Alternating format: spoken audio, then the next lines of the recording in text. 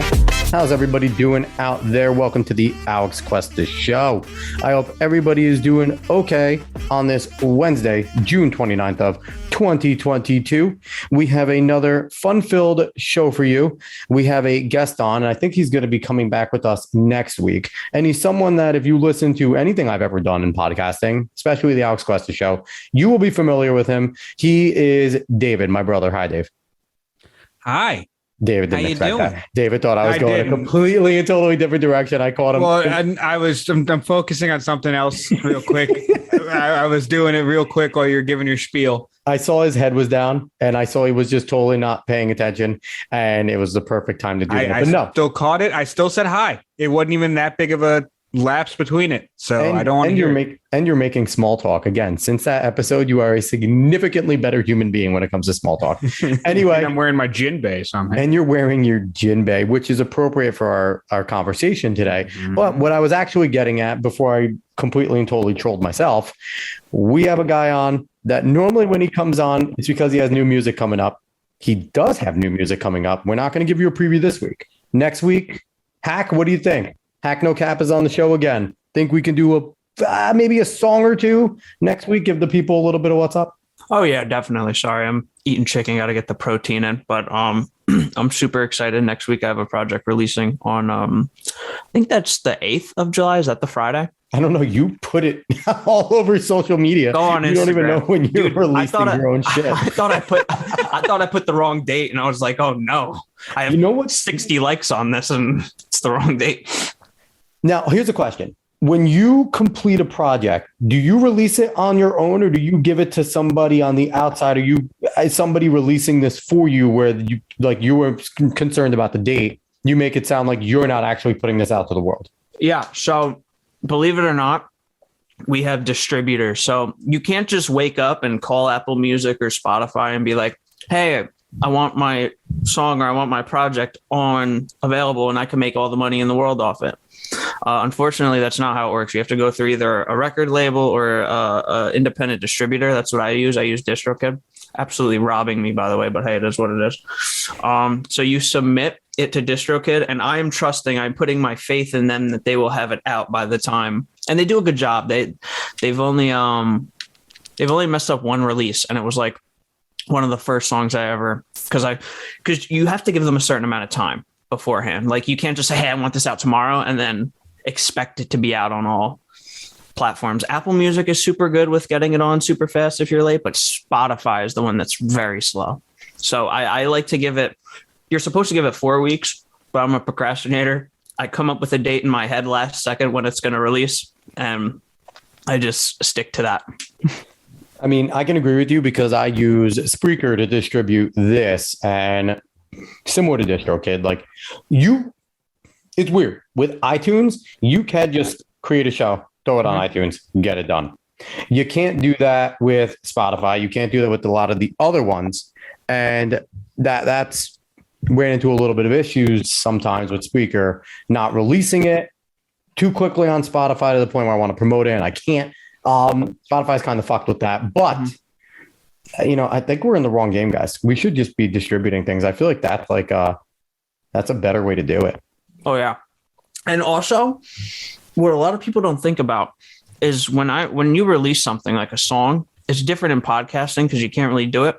I have to think, hey, make sure it's enough time for even Instagram to process it, for even Snapchat to process it. Because now you could put songs over your stories and stuff like that. So I'm thinking ahead of the game. And it's like, when I release Smoking Gun, I don't think it's still on Snapchat. It's still not on Snapchat.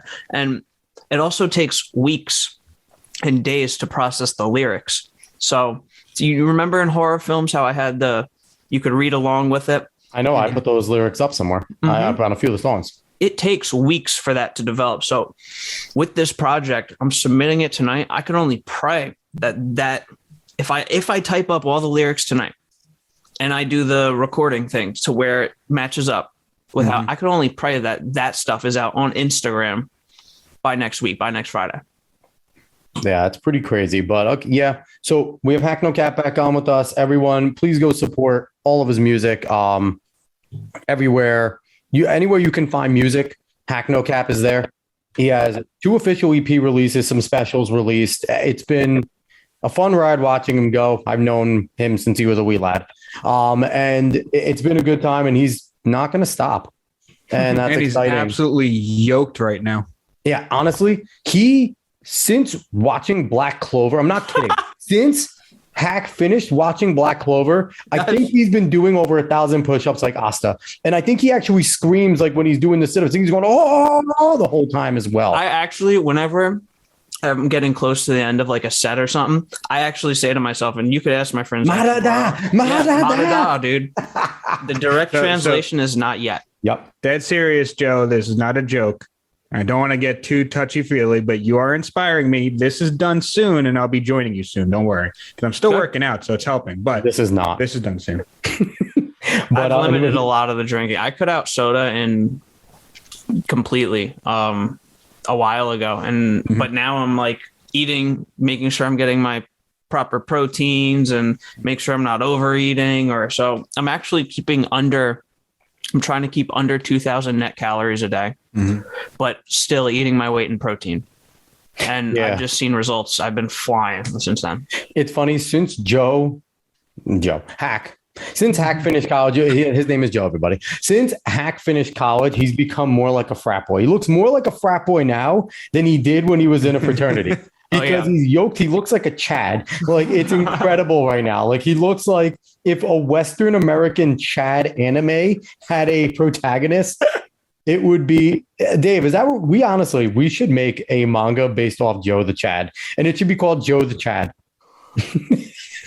It really does mean a lot. I don't know about all that. Or Chad no hack. I don't know about all that. Hack no Chad. It'll be a one shot. All right, so it'll be a one shot. It might be an OST, but we're gonna jump in. We've been talking about nerdy stuff. If anyone's coming onto this show again, trying to look for some politics or sports, you could probably fuck off at this point, because we're gonna do nerdy shit again. We are going to talk about a lot of manga, anime, get into maybe some comic book superhero stuff. I don't think we're going to do too much politics or sports. David might have to interject. For it's not like there's too much to talk about politically, right? Yeah, nothing's happening in the political landscape. We could load up shows. We could actually, with everything going on in politics right now, we could become a daily show, Dave. Like, we can have the ability to do that. We can. But we could talk. We can talk about that at another point. It's not like it's not going away anytime soon. So it's not going away. But so we're going to jump in. We're going to have some fun. David, you're going to take the floor for a little, because you and Joe have an anime that you guys have watched that I have not. So enjoy, guys. Enjoy. Take it away. Good. Yes, it is. I don't think I'm wrong in saying this is the hottest recent anime to come out. It is called SpyXFamily, SpyXFamily, but SpyXFamily. And general premise, a spy has a mission to have a war not happen between the East and West countries. He has to create a family in order to get to the target and stop whatever the target's doing. And in his secret family, he is keeping his role as a spy hidden. His wife ends up being an assassin that's keeping her role hidden, and a daughter that was an orphan that he picked up is an empath. Yes, is an empath, is keeping her role hidden. So all of them, well, the daughter knows about the mother and the father, but all of them are keeping their roles hidden and trying to play as a family while also getting closer as a family because of them playing these roles. Now, Joe, I put you onto this because, one, I saw the anime was coming out and I started reading because I followed enough nonsense on Instagram and everywhere else to see when things are coming out. Mm-hmm. And I read it and I watched and I said, yeah, Joe, you should watch it. I know you've thanked me. So let me know, what do you enjoy about the show, Joe? So I love it's nothing I've ever seen before. You know, the whole premise of the 3 people keeping secrets from each other and them trying to balance what their wants and working together to achieve those wants. I don't want to spoil anything because it's super good and super well thought out. And it's funny because the guy who wrote the manga was just like I don't care. Yeah. He This just wasn't some released it. passion project. He just wanted to release it, and he came up with what I think right now is the best show out right now.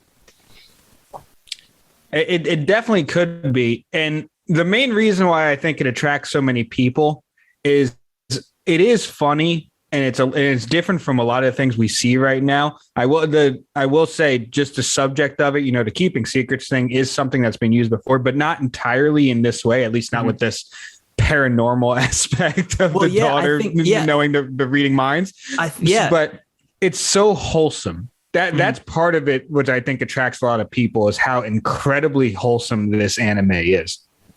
Yeah, it's wholesome, and it has its moments of. There's every episode where it progresses. The pacing's really good. Mm-hmm. The plot is always progressing, but it continues that wholesome vibe in every episode. It doesn't necessarily end on like amazing, oh my God, shonen friendship punches, but it ends and you feel like the episode is completed. Yes. Yeah, 100%. And like you said, it's consistently progressing, and you're consistently seeing them learning more about each other and getting closer through each episode. And I mean, you're seeing the father, Lloyd, goes by Lloyd Forger in the show as his alias. You see him having to be run ragged as he was a top spy, but taking care of this daughter and taking care of the family is running him absolutely ragged because he's never had to deal with something like this before. And it's funny because in the beginning of the show, they really emphasized that he's a robot. He's done this multiple times. He's created families and left fake wives all the time, has pretended to love people. But I think in this family, he's noticing that like even Anya, the little kid, is growing attached. And for once in his life, I think he's actually developing feelings. And you see that progress throughout. There's only 11 episodes. The pacing's amazing. I don't know how many times I could say it. What's up, Alex? I just got to interject real quick. Yeah. When it comes to anime and manga recommendations, I'll say this. David's not very good at much. One thing he is good at is recommending anime and manga to read and watch. I will say, Dave, this is certainly a compliment to you, considering all three of us are weebs here. When it comes to like, you were telling me not only Chainsaw Man, but Alice in Borderlands for months ahead of time. Months. And I've read both. And they are both incredible. But this comes with territory, though, because you also told me to read Mirai Nikki, and I fucking hate you for that. It's good. Mirai Future Diary's good. Mirai Nikki's good, but you didn't prepare me for how fucked up it was. You just let me fall. Why would I tell you a singular thing? No, the only gripe I have with David's recommendations is he recommended Promise Neverland to me, which is the first season, S tier, amazing. And then season 2, they just butcher everything because you can't watch season 1. In David's defense, Joe, season 2 was not out. But number one, season 2 was not out. Number 2, that was pre you being a real manga reader, pre you being heavy into it. And I feel like at this point, if we can go back and do it, David would tell you season 1's great. The manga is amazing. Read the manga too, because then you wouldn't care about season 2 because you would have already known what was going on, and then would have just been watching it like a lot of people do to see if they're faithful or not. If they're butchering it. Which they do. I do want to jump back real quick to Spy Family because I want to point out something that I really, really like about it. Yeah. And it's the fact that Anya herself, even though she has these powers to read minds, she's still a kid. Like you see so many shows where they'll give the kid a power and they're usually not that much of a kid anymore. Like they're a little more mature than what they are. Yeah, no, Anya's still a complete little kid. Like she wants to do what she wants to do. She loves these cute things, or she loves the things that she wants, and she'll throw temper tantrums. She acts like an actual child who's just able to read minds. So overall, I mean, we could keep talking about Spy Family for as long as we want. I know Alex can't because he hasn't watched it. So quick question for me with Spy Family, though, before we move on to something else, for someone that hasn't watched it and is going to watch it. I'm definitely, a lot of times when the thing about the anime community, when there is hype for certain things, usually they're right. It's very rare that they're wrong. it is rare, or at least if a new anime manga is coming out, it'll come in with fire. Because again, Sword Art Online, great first season, fucking sucks every other time. Like that's just how it works. Now with Spy vs. Family, for someone like me who is more into the shonen, seinen, kind of more action based, what am I getting out of this? Because it sounds like there is action, but it's a lot of slice of life stuff. Like, where are we going? Like, where would you put this in terms of a genre, like blend? Like, what would your recommendation be to somebody who has really just been Naruto, who has been Bleach, who's been Dragon Ball, like a lot of typical people in America that are anime fans? I say you are getting that shonen. You're not getting super shonen action, okay? There's not people flying out windows and powering up. There's none of that. It's very realistic in the sense of its action. If I had to compare the action, it would be almost similar to Death Note. You know, a lot of mental gymnastics, but maybe a little more physical activity going on since you have an assassin, an assassin and a spy. So it's that balance between Death Note and I want to say maybe Yu Yu Hakusho, or it's nothing crazy, but it's realistic action. It's go ahead. Yeah, for me, I feel like one of the things that helps it is that it is more or less well written in the sense that you can really connect with the characters. You can see where things are going. The dialogue is funny. Like there are times where balls to the wall a fight scene's happening. And then there's times where it's like they're playing mental gymnastics and it's just like you're watching a fight scene. Yeah. That's what I like about it. Yeah. And it's hilarious. Exactly. And so there's plenty of times. Yeah. it's so elegant. Yes. And there's just plenty of times where I keep repeating the word wholesome, but that's what it is. That's what a ton of this is. That's genuinely the way I've heard you describe this show. Like, honestly, I feel like that's always your description, is that it's a wholesome show. And it's bizarre that a wholesome show about a family of spy assassins, like that is it's a oxymoronic thing to say. But again, when you're watching anime or reading manga, that it can be true, because creativity of Japanese people is unbelievable. Like it's multiple reasons. It's multiple reasons. One I already brought up. Anya is an actual child. That helps it a lot.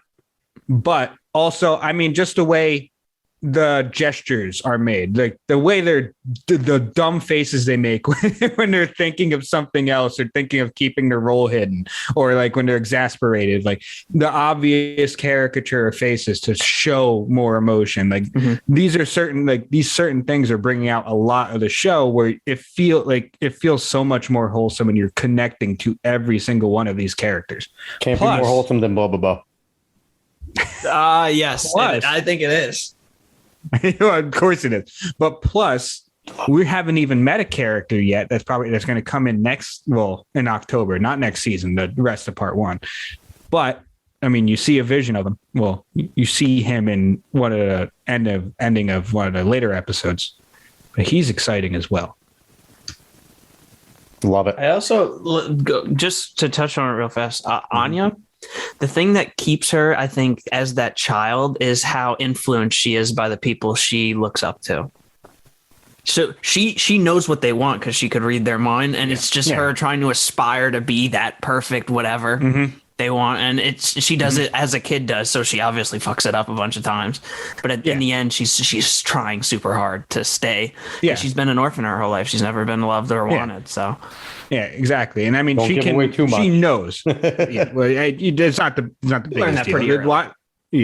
Like she knows that he's a spy. She knows that she's an assassin. And she thinks that's the most exciting thing in the world. So she wants to kind of emulate how awesome her parents are.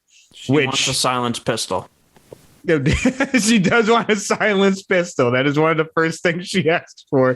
100. That's 100% true. That's awesome. But yet again, I don't know. It's a lot of family values. That's what it seems to be coming out of this. A lot of just things that I feel like we don't see as much in Western media anymore. This is where I wanted to jump to. Western media. Now, I could be wrong, but I can't think of something recently that got really big that more or less preaches and shows these type of family values, this type of really wholesome content where it's just, yeah, there's action and stuff. There's other things going on, but it is about this family. Well, I mean, there was Shameless, which is all about a really fucked up family.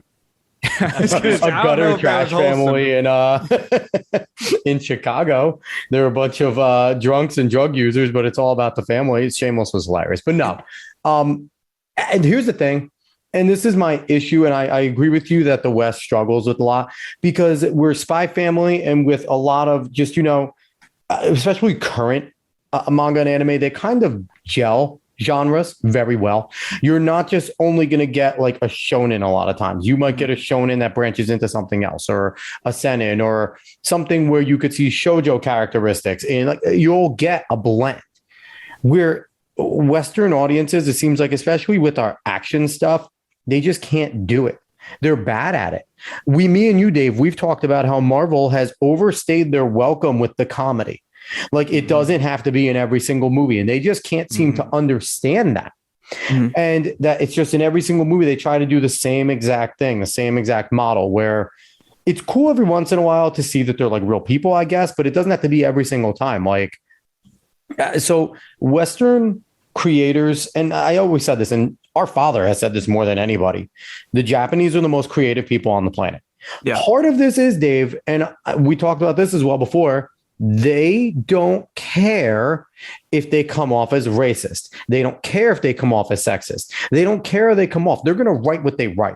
They're going to create what they create. And if you want to enjoy it, enjoy it. If you want to be offended by it, be offended by it. But it gives it more of a realism because they're not stepping on toes. They're not walking on eggshells to do something.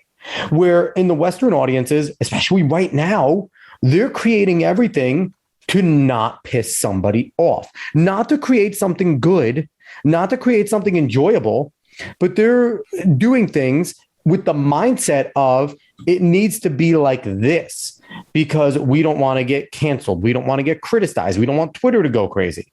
So I feel like that's a big issue with the West and why the West can't do this stuff that the Japanese creators can.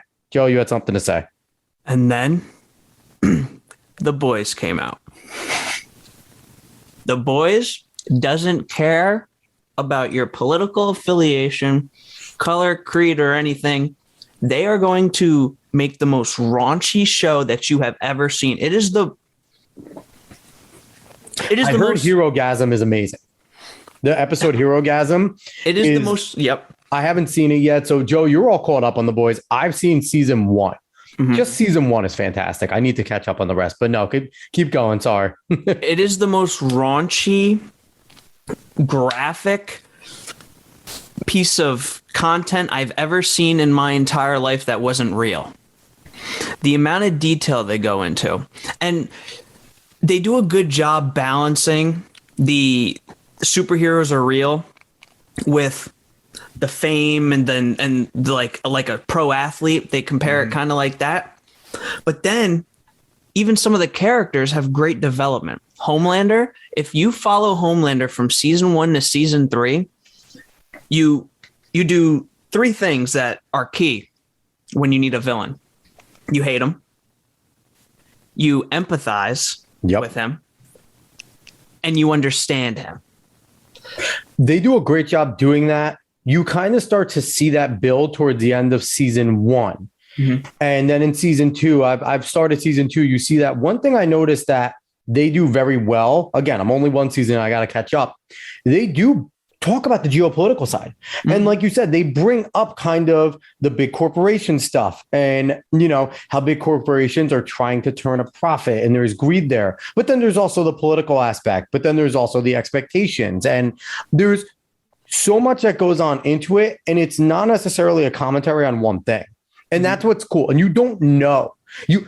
I think the best part about The Boys is I don't know what the director or producer's political values, religious values, anything are. Mm-hmm. I have no clue. I couldn't tell you. And it's not even that they do both sides or don't do both sides. Listen, I don't care if you're left or right. We all hate asshole big corporations, period. We don't like them. if they're morally bankrupt for the most part, but if they're morally bankrupt and out in the open morally bankrupt, you'll get people both to rally against it. They'll be saying different things and want different things out of the outcome, but we will hate that.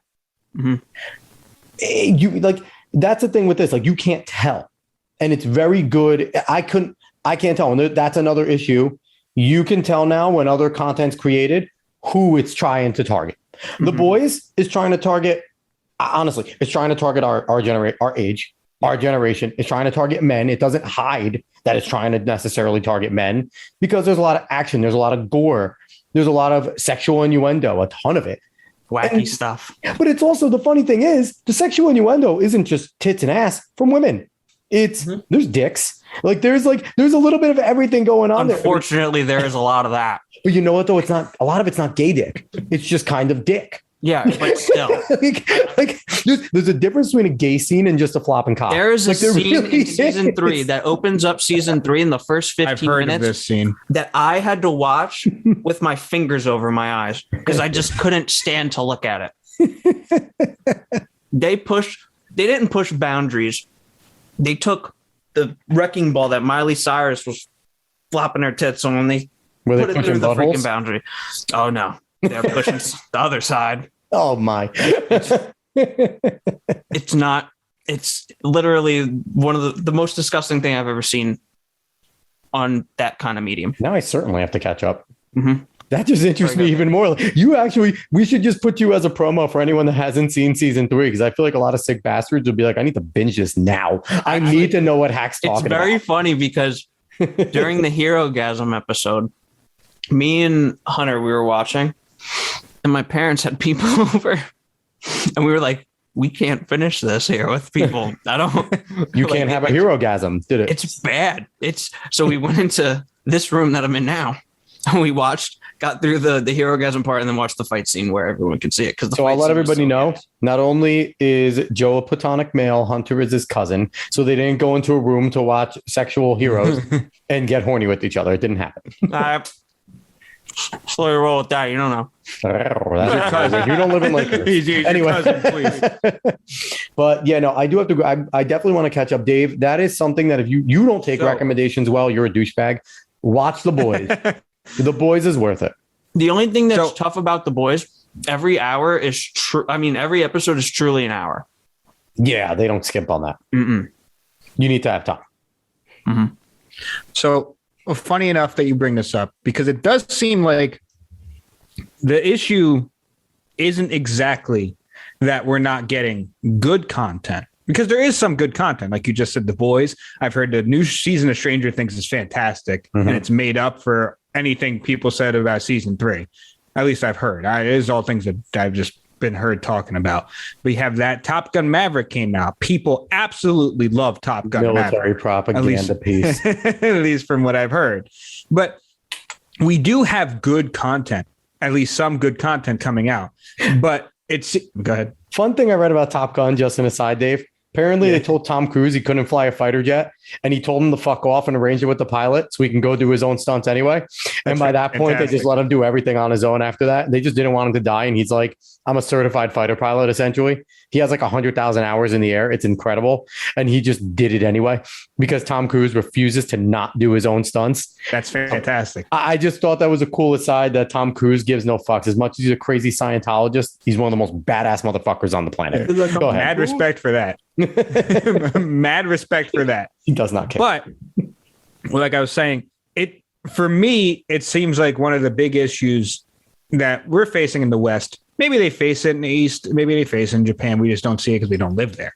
But one of the big issues we're facing in the West, you brought up how some writers are more timid, some producers are more timid. But I also feel like that is coming along, which is basically everything becoming so corporate, so HRified, which is making them timid. They're timid with certain things. But that's the thing, is making them timid because of most of the corporations that produce these things will not touch certain subjects, will only touch certain subjects. And that's what's making a lot of things pushed out and just not very good.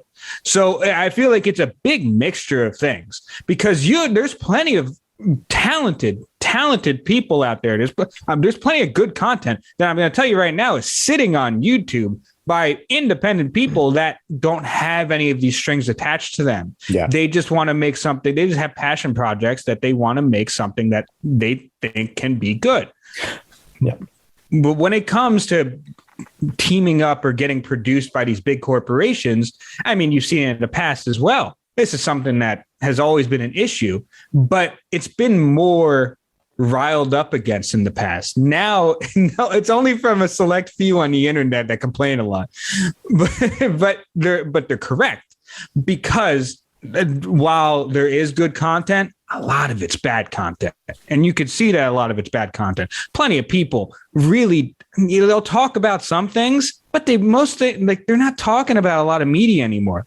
They're talking about past media a lot of times. There's a reason why Top Gun comes back with a sequel, no matter how good it is. But Top Gun sequel shouldn't be soaring through the charts as it is. Yeah, no. Exactly. So, and we're seeing this with either reboot after reboot or sequel after sequel, a new Jurassic Park. Like, anyone actually needs that. No one actually needs that.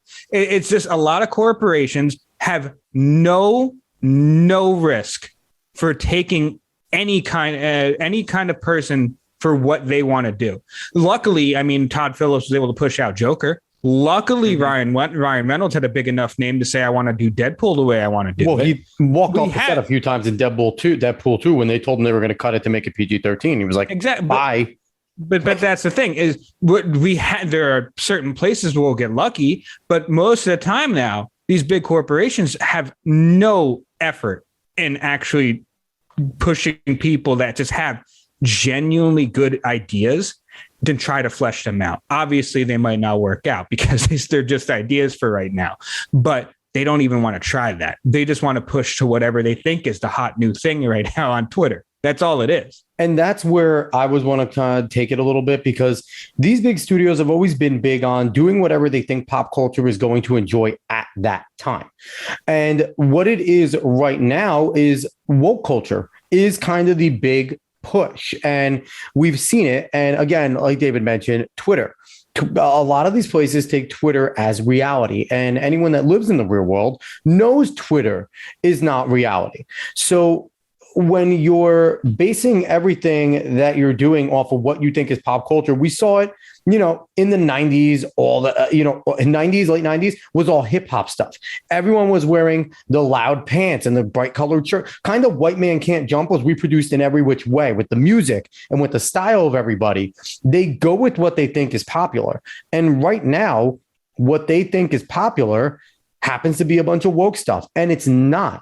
It's not as popular as they think because, again, they follow Twitter as they think it's life. So they're trying to do this stuff, and it's going to come back around.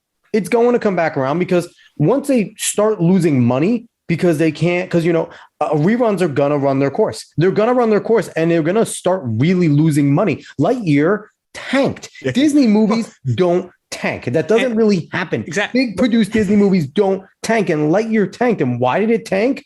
It tanked because in the first 15 minutes, you have a lesbian kissing scene, which is unnecessary in a kid's movie. They've had gay characters, obviously gay characters in Disney movies, but they didn't need to be overtly gay. See, and the funny thing is I saw that come out, and I saw the conversations around that. And genuinely, I really don't think that would have been a big deal in the first place, not even 5-10 years ago. But also, yet again, who needs a Lightyear movie? Genuinely, who actually cares? Especially about when we some had backstory to and a fun toy. fact, we had Buzz Lightyear in Star Command, the cartoon. Not even kidding. And that was a cartoon about Buzz Lightyear's life as a Star Command officer. Yes. It wasn't but it was fun, lighthearted, and it actually seemed to fit his character. Oh, and the thing is, it was without Tim Allen, who is the voice of Buzz Lightyear.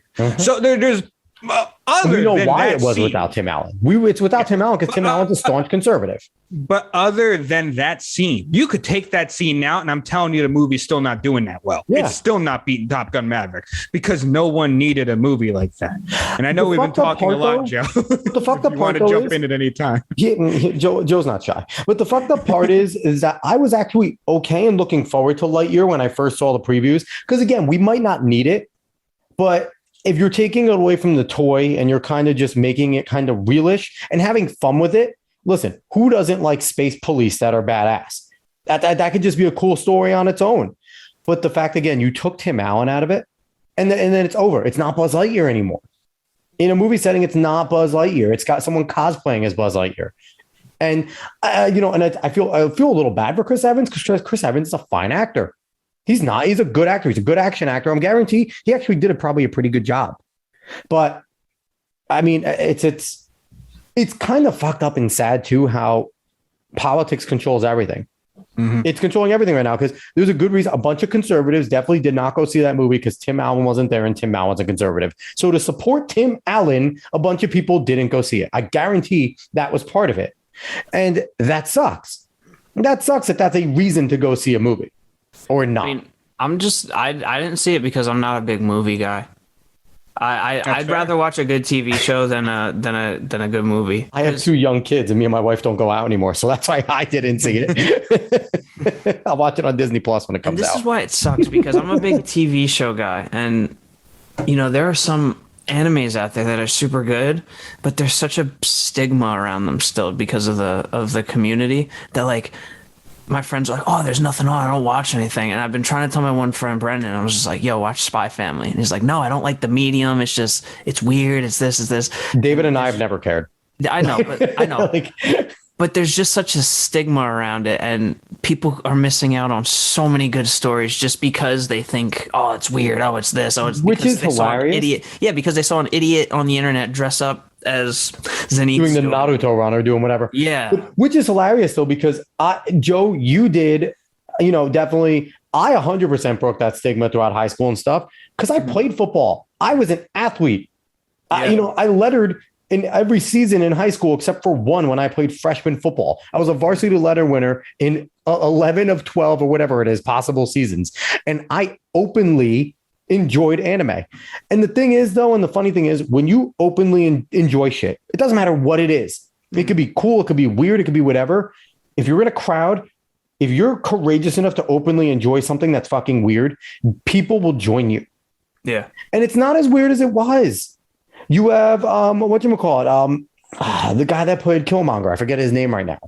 Michael B. Jordan. Michael B. Jordan. Outwardly, openly a gigantic anime fan. That man definitely watches hentai. 100%. 100%. But Spencer Dinwiddie, the guy, once people started to figure out on Brooklyn Nets fans, big basketball fan, if you go to find his Twitter, for the longest time, it was Super Saiyan Blue Vegeta.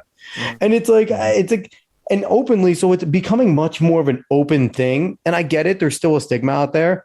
But man, fuck that. Who cares? It's good content. Like it's good content. It's enjoyable. Who's the backup running back for the Lions? He used to play for Green Bay. It's not Swift. Swift's a starter. Yeah, I forgot his name. It's big anime guy. I follow him. He calls himself the Swag Kage. That's fantastic. Amazing. Actually, I think if you just type in Swag Kage.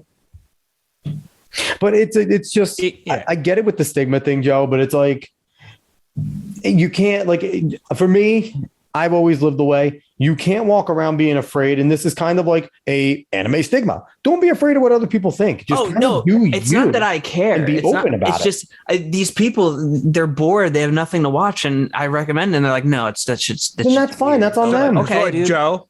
But Joe, let's be honest. Jamal Williams. We had someone. Jamal Williams. The weeb community. Joe, let's be honest here. We had someone in our friend group who swore that he would never watch anime.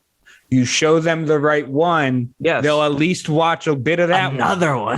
There's an anime for everybody. And exactly. Well, it's most mediums. There's going to be some type of thing in most mediums that you'll probably like.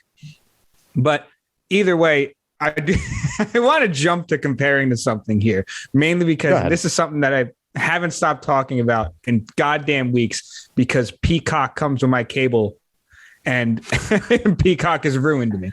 But I've been going down a WWF nostalgia trip.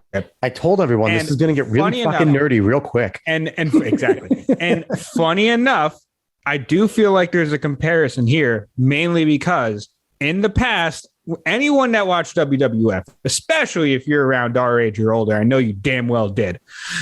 During the Attitude Era, the best time in wrestling, during the Attitude Era and the Monday Night Wars, the best time in wrestling, hands down, no doubt. They gave their wrestlers almost complete creative freedom, as long as it didn't get them kicked off the network, and it almost did. But they gave them complete creative freedom. Go out and do your best and try to beat the other guy. They in the locker room is, can you go and beat that next? That was the attitude. But since they all had so much freedom, things were so much better in wrestling. Now it's not the same. And even just after that, it's not the same anymore. And back then too, because they had more freedom, guys were okay with kind of taking falls when they didn't need to, because they were able to kind of work things out more. Now, because it's getting better now because AEW has made WWE start to push it again. It's the beauty of AEW. But for a while there, when they went away from the Attitude Era, even the Ruthless Aggression era was pretty good. Past Ruthless Aggression, when they really went PG, it was a lot of the writers telling them what was going to happen. There was no decision making amongst the wrestlers anymore. And there was a time where the creative would say, we want you to take the fall here. And the guy would go, no, I think it'd be better for our rivalry if I don't here.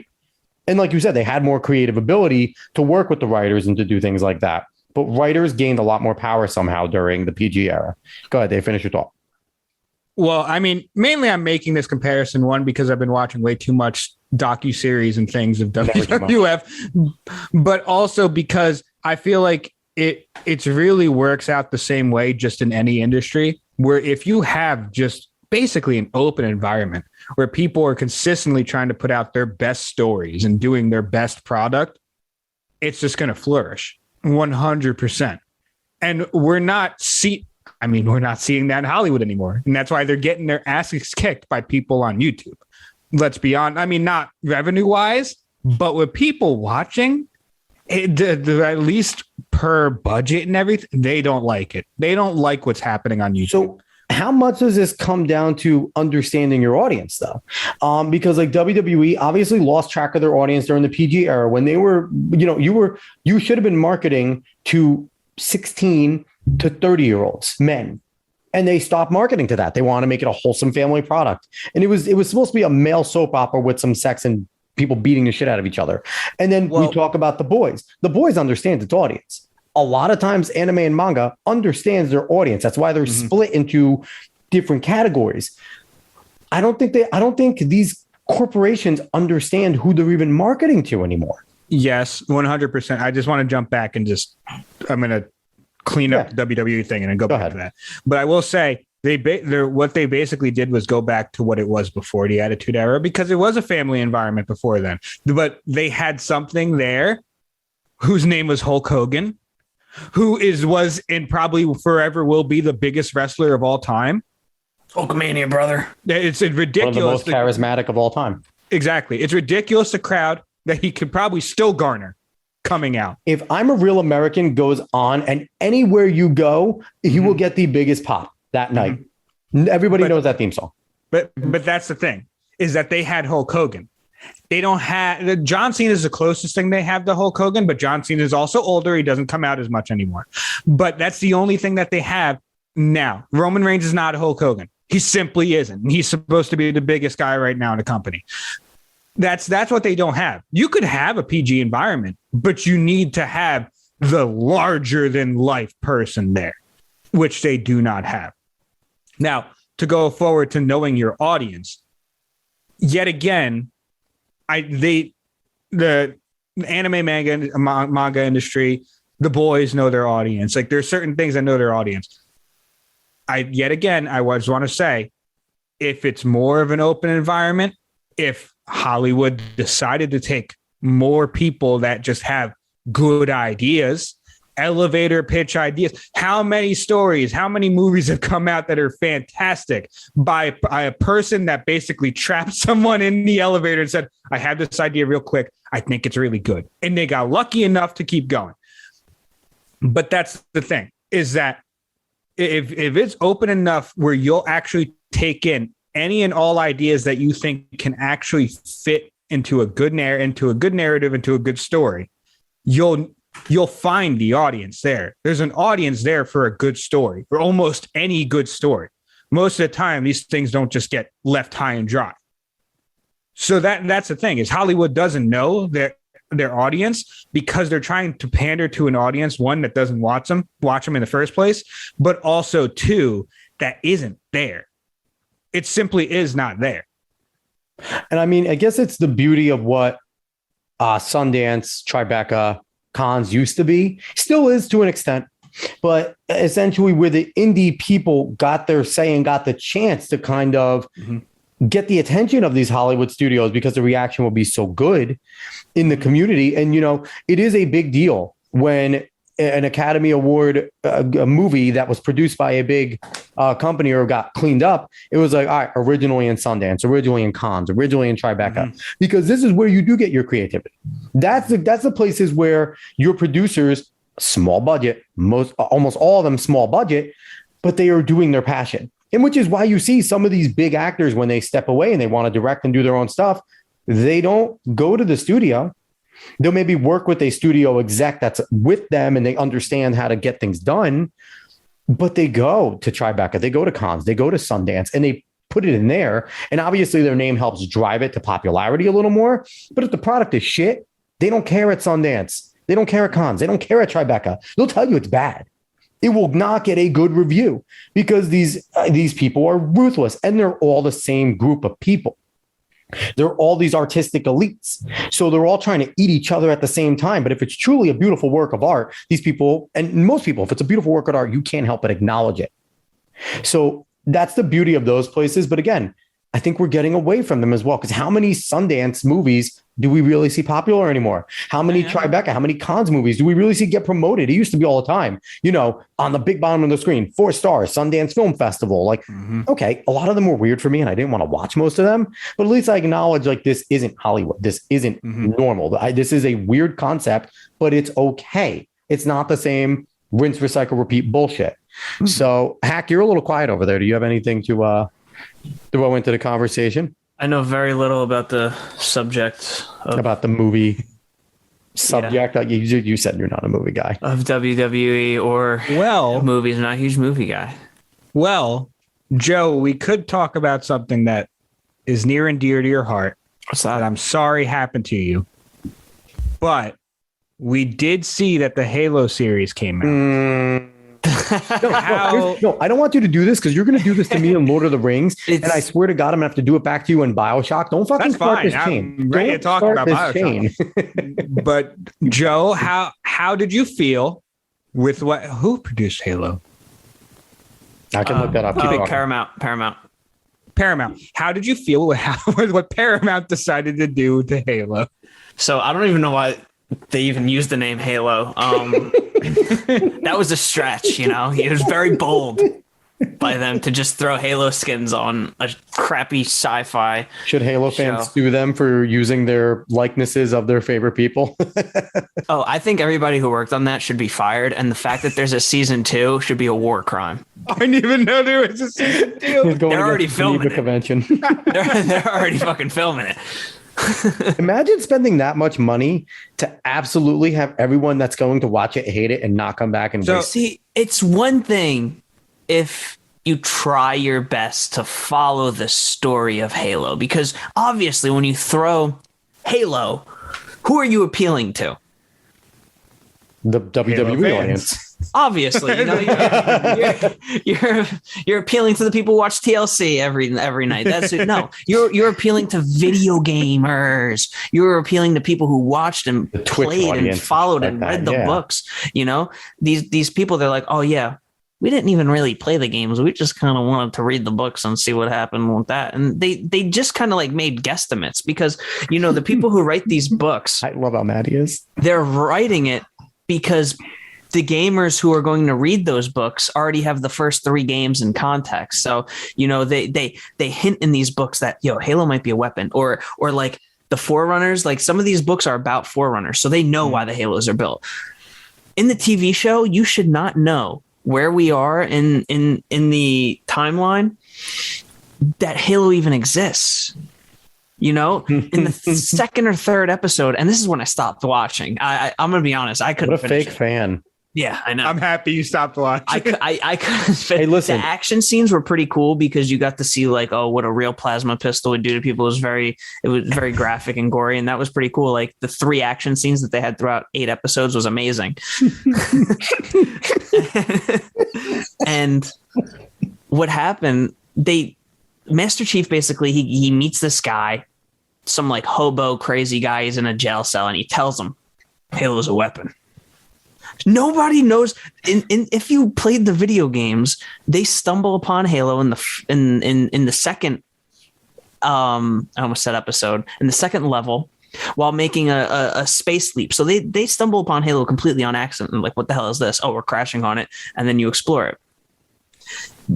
Nobody should know that there's a weapon out there that was built to combat a parasite that's going to eat the entire world. Way to give up the plot. Oh yeah, sorry. It came out in 2001. You Okay, fucking dick. that's like spoiling Hunter x Hunter or Naruto. Like, Don't do it. It's been out for 17 Don't do years. it. Sorry. Don't do it. And that's when I was just like, there's going to be no plot twist when they get on Halo and they find out from the Oracle that Halo is a weapon. And because you don't find out that Halo is a weapon until Master Chief is about to fire it because he's instructed to by the Oracle there. So where you were talking about how they make guesstimates, I think the big problem is these execs that get a hold of this shit aren't fans at all.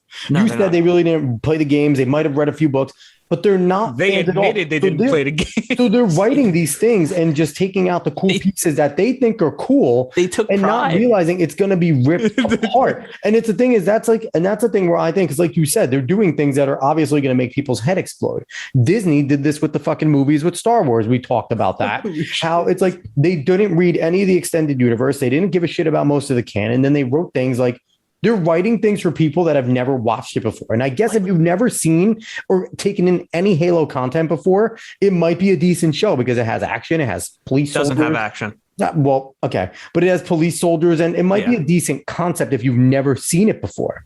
But since it's such a big property, I feel like that's where everyone goes wrong. I sat through all 2 hours of Dragon Ball Evolution. So I don't care. You stop watching. You need to fucking finish Halo. If I had to sit through Dragon Ball Evolution, you need to finish it. You But see, they write these things. They're not fans. So they're writing it for people that aren't fans. They're not writing it for fans in these big Hollywood studios.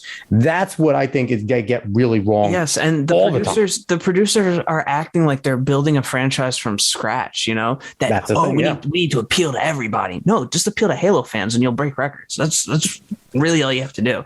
I mean, visually, everything looks Halo.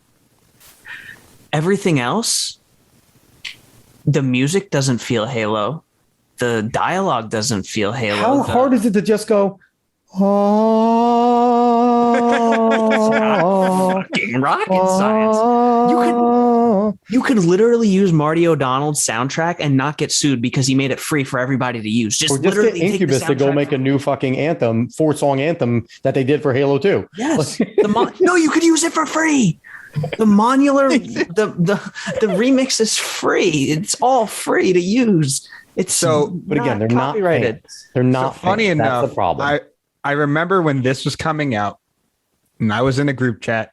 And I said to Joe, Joe, are you ready? I was like, I don't know if this is going to be good. You had hope in the beginning. You wanted to give it the benefit of the doubt. I remember the first episode down. came out, and I was like, "How do you feel about it, buddy?" He's like, "Well, they had the plasma pistol, they have all these like they had the weapons and everything." And like they fan service. The whole first episode was fan service. I was like, okay, they're on some shit right now. And then I remember I was at your house after like the third episode came out, and I asked you how you were feeling, and you just got the most destroyed look on your face. Well, it's like the Netflix Death Note. I actually was interested because I was like, a live action Death Note could be awesome if it's done right. I watched the first 6 minutes and I turned it off. It was so fucking bad. Just the way they made Light, the first few words out of Light's mouth, I'm like, nope. Like, I turned it off. Like, it was just not Light Yagami at all. It just wasn't him. And then they showed a little bit of Ryuk, and I'm like, this is Bollywood bad. Like, it was that bad. And again, that's the problem. And this is why I'm scared, Dave, because Kevin Feige, however the fuck you say that loser's last name, Feige. is already said that Disney is in the process of purchasing Dragon Ball's franchise film rights to make live action. And I didn't know he is going to be the one that wants to frontman it. Now, here's the thing. What have we learned? When Kevin Feige frontmans something, it's fucking terrible. That's what we've learned. It's gotten worse because he's gotten to his goddamn head. He was better in the beginning when he actually tried to kind of do things within the comics. But then when he really started to make it loose, what did they say? It's the MCU. It's different. It's not the same place. So they screwed up because they claimed it's a different place, different Earths. And then David told me that in Doctor Strange, they actually call it the proper Earth that is in the comics, which it couldn't be. And also, like, again, you let guys like Jon Favreau do the Star Wars stuff. Beautiful. He's an unbelievable comic book and mega fan. Kevin Smith. You let Kevin Smith do comic book stuff. It's going to be good. Dave Filoni is a Star Wars nerd. He handled all the animation stuff, and he still does. Bad Batch was great by Star Wars. If you let non-fans produce, direct, and handle this stuff, they're going to fuck it up. So if Kevin Feige is actually heading Dragon Ball, I refuse to watch it. Because you want to know something? Because they're going to take all the jokes and all the little shit that was definitely racist or fucked up for Toriyama to do, but it gave Dragon Ball the quirk that it had. And they're going to take it and they're going to woke it. And it's going to be bad. I might have to stop being a Dragon Ball fan if they sell it to him. So there is definitely, you guys have noticed this, but there's definitely a part of me that laughs at all this. Oh, I know. It's the absolute gall of people to take something that is beloved like Halo and just absolutely destroy it without a second thought. Is and then probably blame the fans. I guarantee they blame the fans. No, they blame the fans. They do. And exactly. What did you expect from us? To have the audacity to double down and flop your meat on the table and say we're already making season 2. Well, I mean, here's the thing. I haven't watched Witcher 2, but from the people that have that like Witcher 2 said that it got fucked up in Witcher 2, but it was actually felt like The Witcher. And they definitely gained a lot of good faith because season 1 was so good. Season 1 was very good, followed The Last Wish pretty closely. And a lot of Witcher fans that read the books, played the games, were like, okay, Geralt looks beautiful. He acts like we would think Geralt would. That's kind of the saving grace. Henry Cavill, being a gigantic nerd, is perfect. I didn't watch season 2. People that have watched season 2 have said like they've completely fucked up the lore. But we'll see what happens in season 3 because Henry Cavill's actually coming back. People are watching it because Henry Cavill's a perfect Geralt. I think that's where it comes to at this point. Yeah, his grunts are on point. Yeah. See, but this is what's going to be the fun part for me because Rings of Power is coming out. I got to watch Joe's Destruction. A little bit of Schadenfreude there was fun. The Schadenfreude for Rings of Power is going to be awesome. Honestly, if BioShock does get made, I may start a YouTube channel. I may have to rip it apart. Did you see the orcs? Fun. No. Did you just see the picture of the fucking orcs in Rings of Power? No, I didn't. They are stupid. They are humanoid. They are bad. That is not orcs. The thing that bothers me is and I hate that I think this way. There is no way that you could fuck up BioShock. The story is amazing. Oh, you can absolutely fuck up BioShock. They're going the Would You Kindly plot twist in a TV show at a season finale could freaking win awards, dude. Literally. They're going to fuck it up. Listen, Hack, the most creative that this place has been lately, have we been outside of The Boys and stuff, is Walking Dead. Has been like the most creative American writers have been outside of The Boys. And how hard is it to keep on recreating human characters with a little bit of different things, and just have dead people fucking kill them once a season. Like that is our biggest creative success in terms of horror action genre outside of The Boys. It's been bad. See, the thing is, Joe, you talk about, how could they fuck up BioShock? Well, Star Wars, an absolute layup. with all of the content out there, The should be an extended universe. absolute layup to make content for. They did Jason Solo terribly by making fucking Kylo Ren. They had the greatest weapon Sith of all time in Darth Kaitis, which is Jason Solo, which is exactly what they tried to go for in the new fucking 3 movies. But instead they made an emo pussy as the fucking son. Oh my God. Don't. Palpatine's back, baby. That's fine. It's okay. They bring people back all the time through the No, Force. I don't like that. Well, The it last could've 20 been- minutes. Oh, he's back and the Death Star's coming Well, back. the fight was terrible. That's the thing. If the fight was worth the shit, then it would have been fine. It was a fucking stupid way to make her win. And she sucks. But Ray is terrible. but- Finn sucks. They all suck. Halo, that's a layup, dude. Everything that's out for Yes. Halo, to make a show about it, that should be a layup. You should be able to make easy money off that. Lord of the Rings. I mean, luckily, Tolkien for so long knew that people were probably going to ruin his book. but when it was carefully loved as a movie, as a trilogy, the way it was, people love those movies. It's a goddamn layup. You just Game of have to Thrones. pay attention to what you're doing. Game of Thrones is a perfect example. Yeah, Well, but Game George of doesn't want Thrones to finish the book, ran so. into an issue where George R. R. Martin decided he's not going to release the last book. So Yeah, he doesn't want to finish it. So that's the biggest. and you had yet again, layup.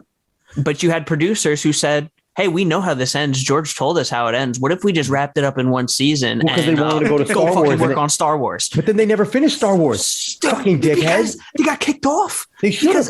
Yeah, They should not be allowed to do anything ever again. there was a petition with like 5 million signatures to say don't let them have Star Wars.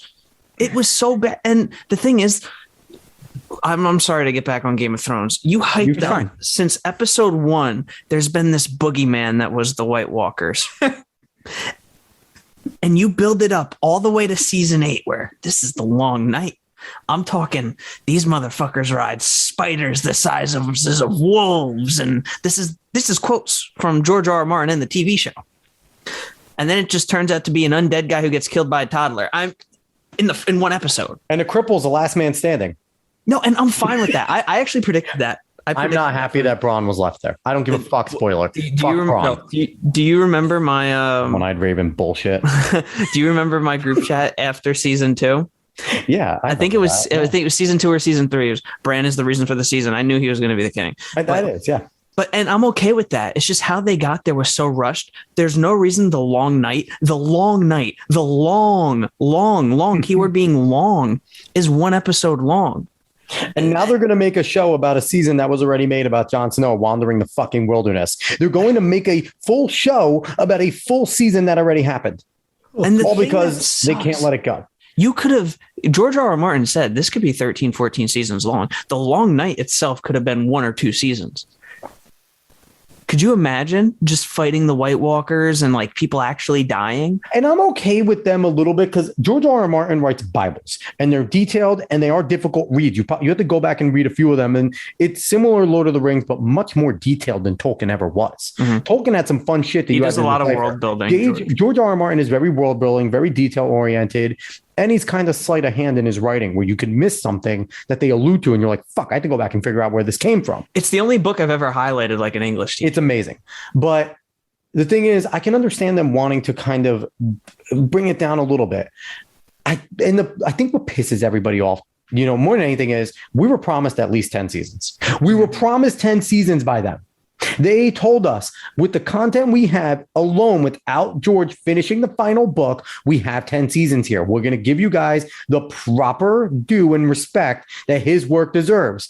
And what do they do? Eat a fat one, motherfuckers. You're getting 8 seasons and you're going to like it. And that's it. Mm-hmm. My headcanon ended at the end of season 6, Battle of the Bastards. Or in when the church exploded. Was that season 7 or was that the end of season 6 too?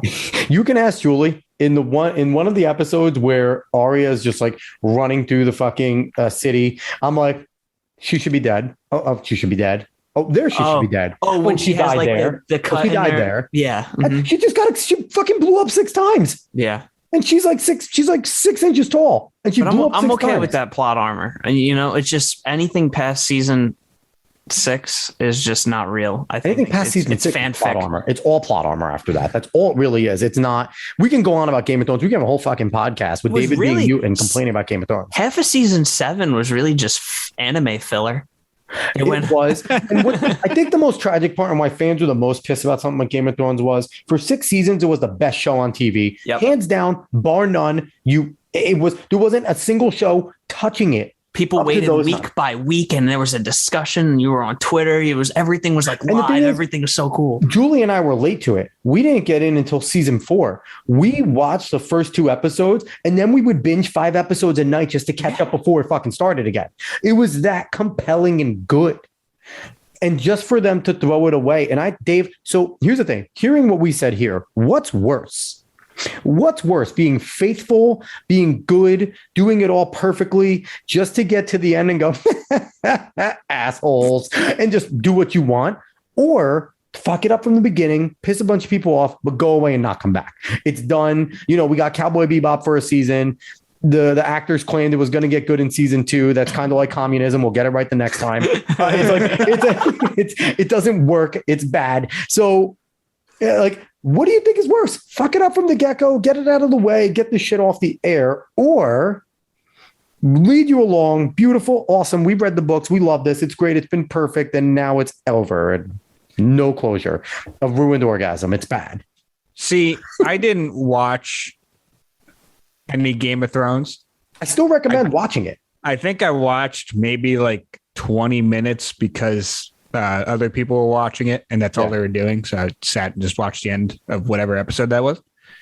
But I will make the argument that touching a universe that did not need to be touched, like Halo, like what they're going to do to Lord of the Rings, dear God, what they're going to do to Lord of the Rings, Dragon Ball, even with Dragon Ball Evolution, honestly.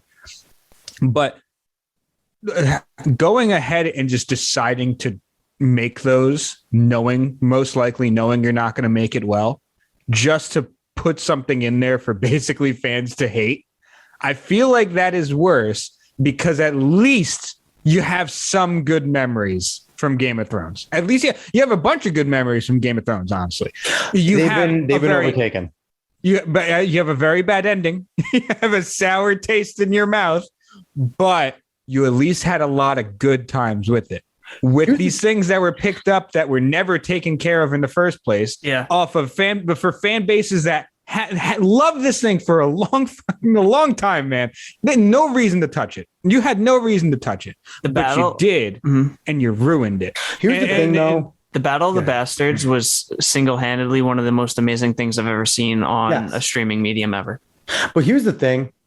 We do have great memories from Game of Thrones, but they are completely overshadowed, because how many memes came from Game of Thrones the whole time? If you mention a meme from Game of Thrones, somebody will look and say season 8 was so fucking terrible. Don't talk about that show. Don't bring it up. Don't bring it up, because we don't care about how good it was. It was so terribly finished. We're all hurt. We have quite literally, it's not that we were dumped. We were cheated on with our twin brother who's uglier and deformed. Like, that's what happened there. Like, and can't give kids and probably can't have sex. We were cheated on with that guy. That's how bad of an ending it was. It's the same thing that happened to Promised Neverland. Even though it wasn't really an ending, it was season 2 that just absolutely ruined an S tier show. Yeah, you got me good and angry, Dave. I don't know.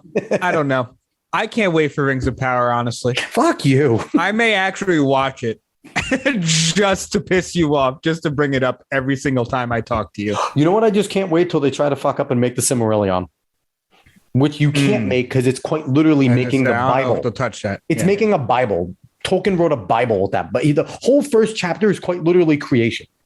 It is creation story from the Bible in Tolkien. So please write it. Actually, maybe these motherfuckers will get religion. They need Jesus. I can't wait for them to ruin One Punch Man, because that's also a live action coming out. Again, beautiful. I feel like a problem with Americans is they can't do the type of jokes because they're scared to. They're scared to do some of the jokes that Japanese people will do. And One Punch Man is different. One Punch Man is not. But do you want to know who's making it? Who's making it? The producer and directors behind Fast and Furious. So the rumors is that there's a small possibility he is interested in the role, that we get a Vin Diesel One Punch Man. He's too jacked.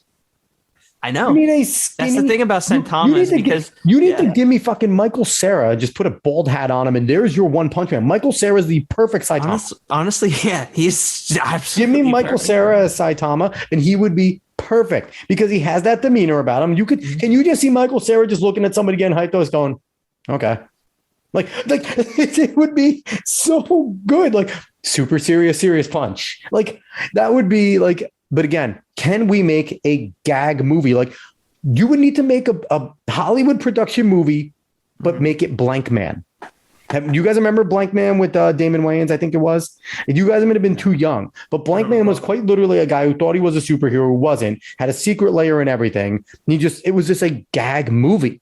And it was the Wayans bros, and the Wayans are great at that. We take ourselves too fucking serious right now. We can't even make gag spoof movies anymore well. And if you're going to do it, you need to make a gag movie. But they're going to do what they did to Avatar. I guarantee Saitama's going to be way too serious about it. He's going to be this big serious dude. They're not going to make Genos well. There's going to be two serious guys, no straight man. Like again, they might as well let M. Night Shyamalan do fucking this because they're going to screw it up. So this episode just made me angry. We need to end this episode soon. We're going way too long and I'm getting angry. Yeah. So I, yet again, can't wait for Rings of Power. Can't wait for BioShock if it happens. Honestly, at this point, I'll probably watch it just to rip it apart. Watch BioShock's like a work of art. Is perfect in every which way. So funny. It's like extravagant. Like basically they have the Jurassic Park guy that comes in the bottom of the screen. We spared no expense, like type of deal. Like watch it's perfect. And Dave is the only person happy. They're going to come out and they're going to be like, yeah, you know what, as the producers, they're going to be, yeah, you know what, we did play the games, but we did it blindfolded and with headphones on. So, no, you know, be better. The producers come out and they're little Japanese men and you're like, that's why it's so good because they understand this type of shit. Anything else before we wrap up? Because we got to wrap long here. Chainsaw Man. Yes, we got to talk about that quickly. In anime and manga news, Chainsaw Man Part 2. We should have led with the news. Yeah. Comes out on July 13th. Well, starts coming out on July 13th. I'm very excited for that. I think we're all very excited for that. Mm-hmm. The anime is coming out around October of this year. Yet again, cannot wait for that. I will stick by my word saying that, especially since it's Mappa making it, it should be anime of the year. It should be the hottest thing out when it comes out. It's going to be the most popular anime very, very fast, I think. It 100% should be. Yeah. Because the pacing is fast. Every other page, you blink and cough and 3 people are dead. It's just so good. Like we'll see how they slow down the pacing. Because in order to make an anime, they're going to have to slow it down a little bit. They will. Because to make it a coherent anime, they're going to have to, they'll probably touch a little more on Denji's emotions and his growth a little more. But they will have to slow it down a little bit. I don't know if the trailers anything to be that might not. From the trailers, fucking high octane. Both the trailers, music. Both the trailers have been perfect. Yeah, everything is a brilliant Chainsaw Man aura. We are getting a confirmed preview of a panel from the anime and a trailer, allegedly on the 4th of July. That's some good stuff. Thank you all for listening to us rant. I hope you enjoyed it. I'm happy to have gotten both Joe and Alex angry in the same podcast. That was fun. That was a lot of fun. Yeah, but Joe's much more calm in his anger. I just get really worked up. I do have to mention quickly, we mentioned Black Clover. That is a 2023 movie release coming out. So if you're a Black Clover fan, as Joe is, because he's probably in his headphones listening to all the anthems on repeat as we go through this show right now. They're 13 for 13 on opening songs. They are, and Jujutsu Kaisen and whatchamacallit, Demon Slayer have catching up to do because they have been perfect. Black Clover, they are the king of anime songs right now in my eyes. But all right, Joe, Hack, last words. What do you got? Stay nerdy.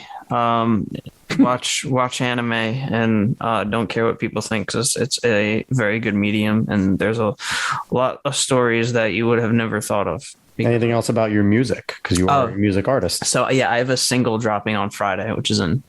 Do we have a name yet? It's called Mind, Body, Soul. It's basically about the sacrifices you make when you decide to make music and the things that you kind of mental gymnastics you put yourself through to be able to keep releasing new and original content. Fun fact about Hack: if you want to know what anime he's watching, just listen to his current songs. If you listen to the evolution, you'll know when he was really into My Hero Academia, because Call Me Young Izuku, that was in there in one thing. Like, he drops whatever anime he's watching. You'll definitely. Is there any boys references in here? Because no. Surprisingly, a lot of these songs finished while I was watching Naruto. There's actually surprisingly not a lot of anime references. There is that one scene from the sub of ReZero in there where he's like, I hate myself. Like, it was a good sample. It was a very good part. But that is a fun fact. If you want to know what anime or manga Joe is reading or watching, just listen to his music and you'll know what he was doing at the time. 110%, because it's what I write, what I actually like either feel or what I'm experiencing at the time, and I'll probably have something about Homelander in one of my songs. And, look for one of his songs that's just named Marada. I've been trying to work on one. I've been trying to come up with a chorus that has to do with Marada. The whole chorus is just going to be him screaming, Marada, Marada. Dave, any last words before we close this bad boy out here? Be a nerd in almost anything that you want to be a nerd in. It's fun. It's fun to get passionate about something. It's very fun to have conversations and debates about things, especially inane things that really don't matter that much in the grand scheme, but are really fun to think about. Also, if there's one thing to take from all the stuff that we talked about from this podcast and all the shit that we talked about with Western media is, if you haven't noticed, we're saying there's not much good content out there. Go make some. If you have an idea, you have no reason to think, oh, people might not like it. Believe me, people are starved. Go make something. Good to take some inspiration from Joe, who's putting out music. It's not easy to just put something out that you made, not knowing what the reception is going to be. But give yourself some credit too. We put shit out every single week too, that's knowing true. That Joe listens to it and we re-listen to it, and that's it. But we do it every week. But that's true. But the thing is just put it out, because there is just absolute starvation for content. So keep on putting whatever ideas you have on out there. Mirror image them. Do what you want to do. Have fun doing it. And like Dave said, there is always people that are starving for it. And if you're ever curious if what you like, people might not like, quite literally go to YouTube. There is thousands of people that like what you like. If you sit there and you watch anime for the first time and you hear this theme song and it's fucking badass, you can't understand a single word, but you just vibe with it. Go look it up on anime. You will see thousands of likes on it. And you'll see multiple covers, and you'll see English versions. Thousands, you'll see millions. Yeah. Listen, the biggest anime song still to this moment, I will argue, is Gorenge by Lisa. You ask any anime fan, they might not even like Demon Slayer. They know that song by Lisa, and Americans love it. So if you enjoy something, go and enjoy it. Like Dave said, if you have an idea, whether it's to start a podcast, make some music, write a book, write a screenplay, possibly take your hand in comics, do it. Just go do it. I've been perpetually writing for 8 years and haven't released anything, but it gets my mind out there. I started a new project, a little anthology project. Maybe it'll see the light of day. David keeps on yelling me to put it on a blog. I might, but that's it. Just do you, have some fun. And if you like doing something, if you like something, there is thousands of people that are like-minded like you. I guarantee that. So just go for it. All right. Hack, we can have you back next week. Talk about your release. Yeah, we'll do that. And also, I didn't get approval from you for this, but we're also going to be, and I'm just going to say we're going to do it because this is what I want to do. Anime tier list. We'll try and work on it. We'll see if we can get it done. A week is a lot to do for anime. Going back, to have one. What? Are we each going to have our own list, or are we going to kind of composite it? Well, we could do it live. There's you could do myanimelist.com and we could just go through the top ones, and because we've probably seen the top ones at least, and we could rank them. Mm-hmm. Yeah, and even the ones we haven't. Okay, so that could be fun. We'll do a My Anime List thing, and we'll really show how nerdy we are, because I guess in a way, me and Dave might compete with how many we've seen in that sense. I think Dave has me at this point. You definitely read more manga than I have. Maybe. Black Clover, the opening number 13, Grandeur, has 17 million views on YouTube. There you go. And arguable, Grandeur isn't the best opening. An amazing opening, arguable. I kind of like Black Rover better. I was about to say Black Rover, OP10. And Black Catcher. The two Black Rover and Black Catcher are amazing. They're all good. Guess who's back is new metal in Japanese. Like, sorry, we're gonna end this show. We could talk about, me and Joe could definitely go off about Black Clover. But everybody, thanks for listening. Thanks for nerding out with us for a little bit. If you came here for politics or sports, I apologize. We kept it a little more lighthearted, talked about a bunch of nerdy stuff, kind of covered every medium. And we essentially just didn't talk about Star Trek. Maybe one day. But everyone, thanks so much for listening. I hope everyone's safe out there. I hope they enjoy this episode. And Hack will be back with us next week, talking a little bit more about music, a ton more about anime, might slip politics in there. Everybody, thanks so much for watching. Thanks for listening. We used to do video. We don't anymore. I'm lazy. Bye, everybody.